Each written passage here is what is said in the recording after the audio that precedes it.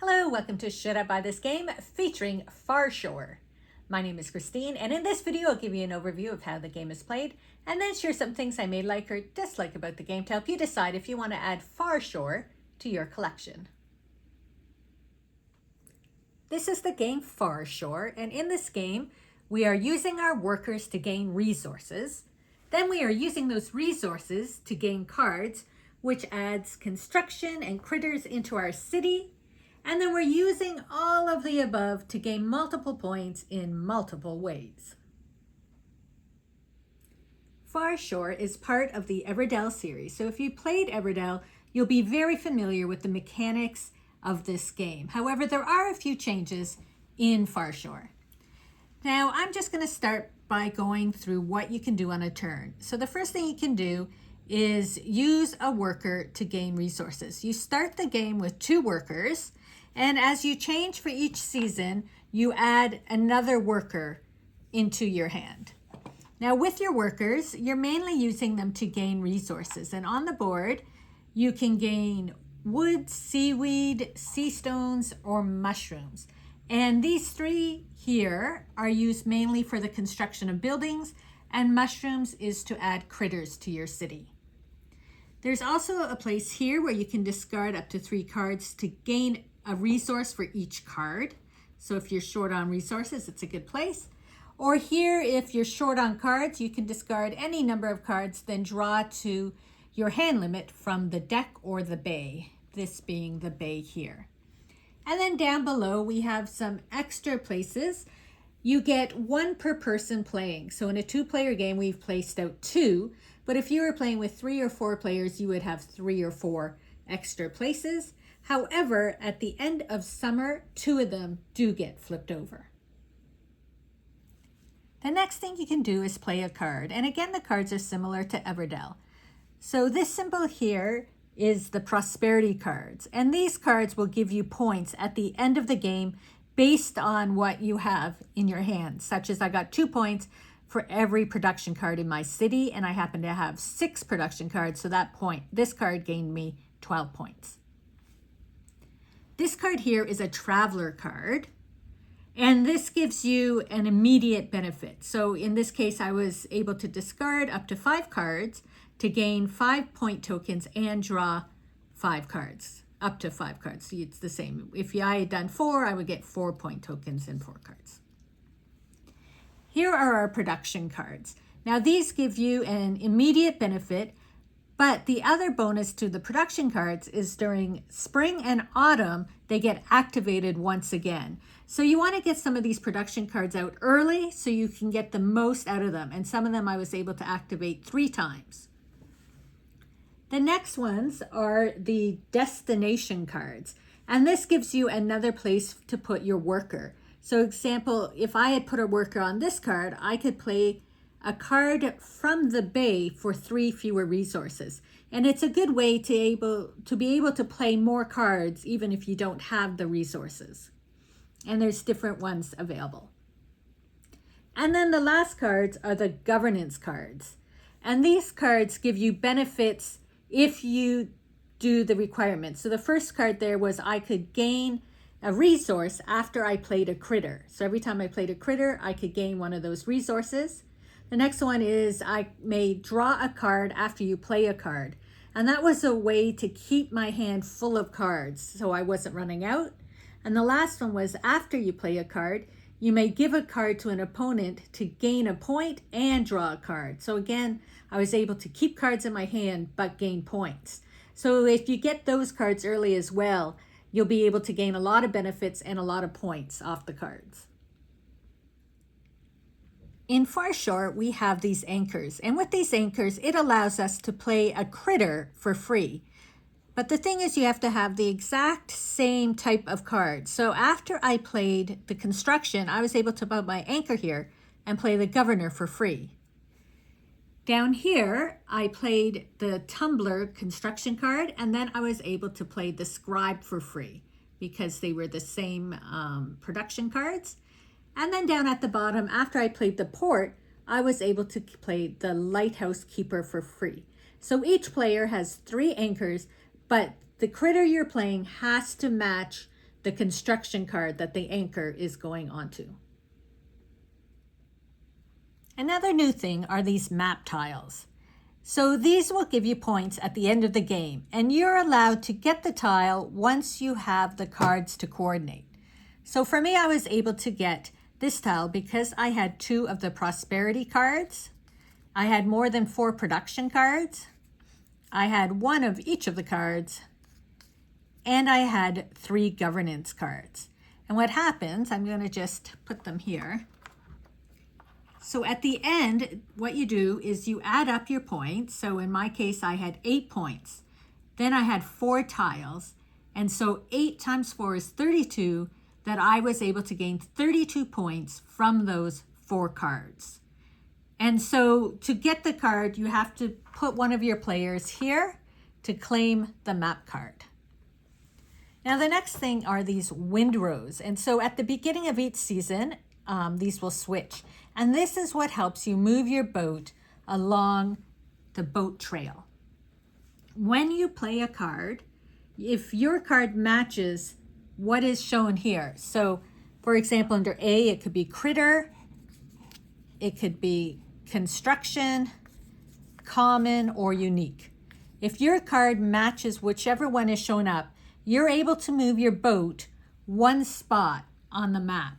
And as you move your boat and you come across this treasure, you get a treasure tile. And this tile will either get you 2 points at the end of the game, or it can act as a resource for you to get cards. So it's really great to gain these extra tiles. The other one is all the different types, or 4 of the types of cards. So you have the traveler, the governance, production, and the destination. So if your card matches whatever symbol is showing, you can move your boat.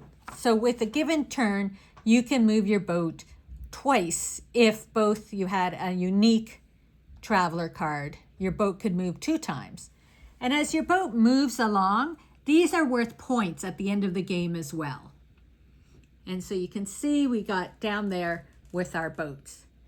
Now there's also some cards that allow you to move boats, such as the lighthouse card. When you have that card and you move because of one of the wind tiles, you could spend a card and move your boat another spot as well. And you could do that each time. And then there are some production cards that just say move your boat 2 times. So there are some cards that give you the benefit of moving your boat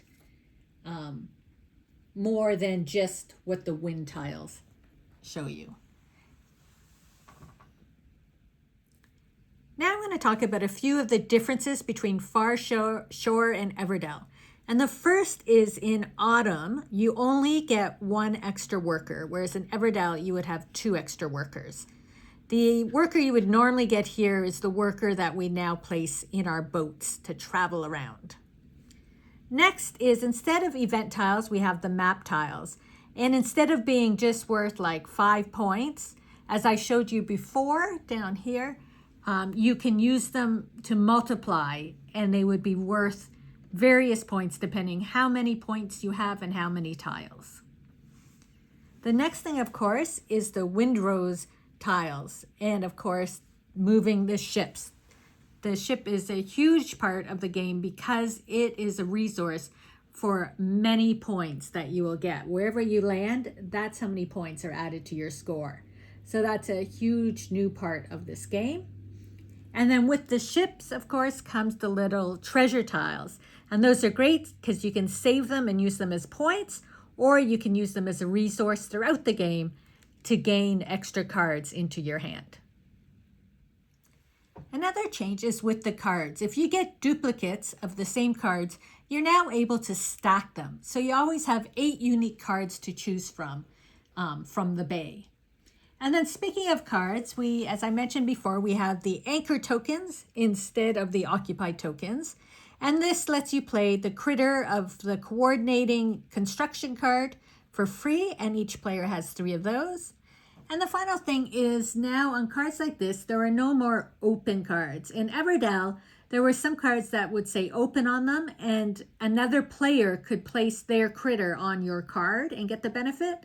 Now, if you have a card like that in your hand, only you are able to play the card. Nobody else can come over and place it on your card. And as similar to Everdell, you can only have 15 cards in your final set of cards. Overall, we really enjoy playing Farshore. After playing Everdell with multiple expansions, games that take hours, it's so nice to come back and play a compact game of just the base game, and for 2 people, it takes just over 1 hour to play. The components of the game are really great as well. The little wood is wooden. The seaweed, it's some sort of rubbery thing, but it's sort of seaweedish. The glass is probably like an acrylic. And then the mushrooms are sort of rubbery as well and have a neat texture to them. And even the cards have like a nice finish to them. And then the little boats, I love how you put the little character in your boat. And then the concept of moving your boat around the board to gain the extra points and treasure is a nice addition to the game. But what we really love about the game is the challenge of being able to play the cards when we want to play them. So for example, these cards here, you want to play maybe near the end of the game, because then you know which cards are beneficial to have, because these cards score at the end of the game. I find the Traveler cards I would only get once in a while depending on the benefit. If I didn't have many cards in my hand, I might not have had this card. So I tend not to get a lot of Traveler cards. But these production cards, you really want to try early on in the first round to at least get 1 or 2 played, because come spring and autumn, you get to activate them again to get the bonuses. So you want to get some of these played right out of the gate. So in your first round, if you can play 1 or 2, it would really benefit you.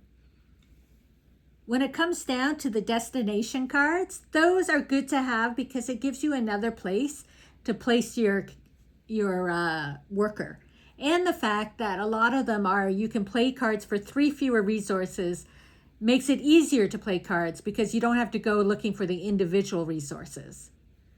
And then finally, the governance cards, you really want to play those. By spring, you want to get some of those out because every time you play a card, you're going to gain a benefit. And by having that benefit of gaining extra cards, I always kept cards in my hand. Whereas in previous games, I would have no cards in my hand. So it's really fun challenge trying to figure out what cards are available to you, what you can play, and what's going to benefit you at that point in the game. And that really makes the difference of how your game's going to go. So now a few things we find challenging about the game. And the first one is when you start the game, you only have 2 workers. And you're not given any resources you have some cards at your hand, but no resources. And so you have to try and figure out, how can I use my 2 workers to at least gain some resources that will get me at least 1 card to play during that first round. And preferably, you want a production card, so you'll be able to gain its benefits for a second time when you go activate into spring. And so it can be very challenging to try and get those resources. And speaking of resources, overall, it's very challenging to get resources in this game. At each of these spots, only 1 player can be there at a time. And down in the bay, there are 2 spots available. However, by the end of summer, those get flipped over during high tide and they're no longer available to you. And then the only other place is here where you can discard your cards for some resources. You do also get the benefit of the treasure maps for resources if you've moved your ship along. But it can be very hard to get resources. And without resources, that makes it very hard to play cards. And so that's when it's important to have those cards in your hand where you can place your worker and play a card for 3 less resources, because that will benefit you, because getting resources in this game can be very challenging.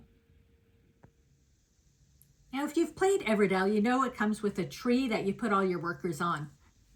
But in Farshore, it comes with this lighthouse.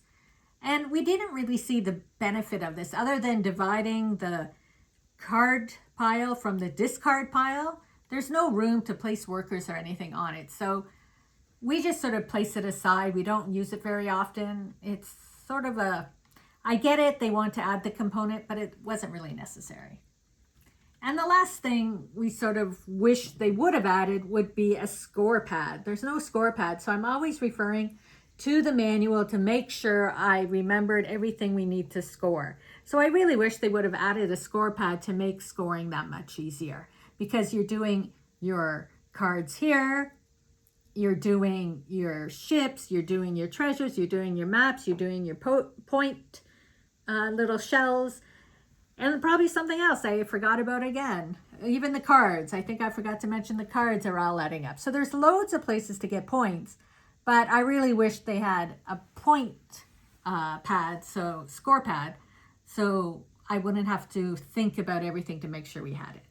But overall, as I said, we really enjoy playing Farshore.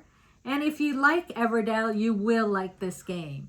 Or if you think Everdell is too big, then maybe you want to try Farshore, because it's nice and compact. So let me know in the comments if you've played Farshore and what you think of the game.